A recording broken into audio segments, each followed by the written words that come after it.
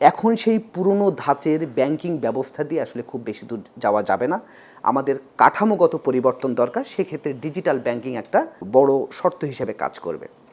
তো বাংলাদেশে এখন পুরোপুরি ডিজিটাল ব্যাংকিং সিস্টেম চালু করার মতো অবকাঠামো কি এখন পর্যন্ত তৈরি হয়েছে, বা সেক্ষেত্রে আমাদের সীমাবদ্ধতা কোথায়, সেটার আসলে প্রভাব কতখানি ব্যাংকিং খাতে পড়লো? এক, দুই হচ্ছে ডিজিটাল ফরম্যাটে যে আমরা এগুচ্ছি, ব্যাংকিং ব্যবস্থাকে নিয়ে যাচ্ছি, সেটার জন্য বাংলাদেশ অবকাঠামোগতভাবে কতখানি প্রস্তুত, কিংবা এখানে সমস্যা আছে কিনা? আমি যেটা মনে করি যে এই ঠিক মানে আমাদের 2024 পূর্ববর্তী সময় এবং আমাদের পরবর্তী যে সময়ে সিগনিফিক্যান্ট ফান্ডামেন্টাল চেঞ্জ হয়েছে আমাদের এই ব্যাঙ্কগুলোতে। As part of banking sector reform reconstituted হয়েছে বোর্ড, প্রফেশনাল বোর্ড মেম্বাররা এসে গেছেন অনেকগুলো ব্যাংকে। যেমন আমি আমার নিজের ব্যাংকে খুব প্রাউডলি আমি বলতে পারি যে আমাদের এই রিকনস্টিটিউটেড বোর্ড আসার পরে being a professional managing director আমি কি পেয়েছি? আমি যেটা পেয়েছি, zero dictated loan, zero recruitment request, zero procurement. আমাদের অন্য কোনো প্রেশার এই মুহূর্তে নেই। তো আপনি যদি বলেন যে আমরা এই রিফর্মের পার্ট হিসেবে কি পেয়েছি, আমি আপনাকে আমার নিজের স্টেটমেন্ট, নিজের এক্সপিরিয়েন্স দিলাম যে আমরা অনেক কিছু পেয়েছি।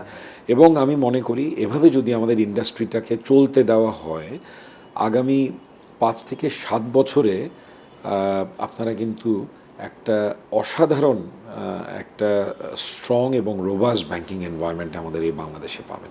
ব্যাংকিং কার্যক্রম পরিচালনা করার যে পরিবেশটা এখন অনেকখানি এনশিওর হয়েছে, পাশাপাশি বাংলাদেশ ব্যাংকের নানান রকমের উদ্যোগ, তাহলে কি স্যার একটা সময় যে ব্যাংকের উপর বা বেশিরভাগ ব্যাংকের উপর গ্রাহকদের যে অনেকখানি অনাস্থা ছিল, এখন কি স্যার আমরা বলতে পারি যে গ্রাহকদের এখন বেশিরভাগ ব্যাংকের উপর মানে নিঃসংকোচে আস্থা রাখতে পারেন?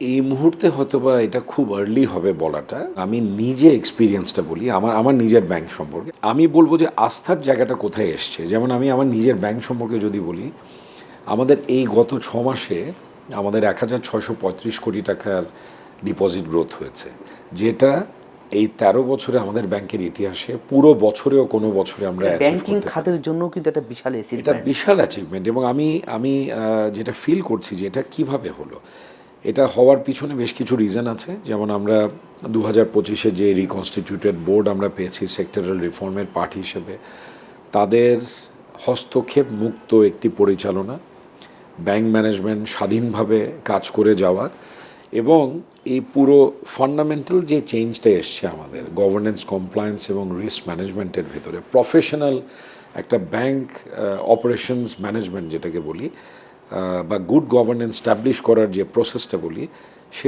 সেগুলো আমরা কিন্তু আমাদের যারা গ্রাহক রয়েছেন বা আমাদের পোটেনশিয়াল যারা গ্রাহক রয়েছেন তাদের কাছে পৌঁছে দিতে পেরেছেন আমি এই মেসেজগুলো।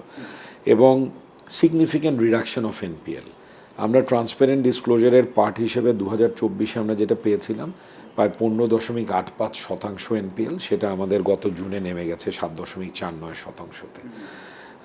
আপনি খেয়াল করে দেখুন, এই সিগনিফিক্যান্ট ডিপোজিট গ্রোথ এবং রিডাকশন অফ এনপিএল, এগুলো কি একটা গুড গভর্নেন্সের এক্সাম্পল নয়? এবং এই কারণেই কিন্তু আমি মনে করছি যে গ্রাহকদের আস্থা আসছে বিধায় আমরা এই ধরনের গ্রোথগুলো কিন্তু পাচ্ছি।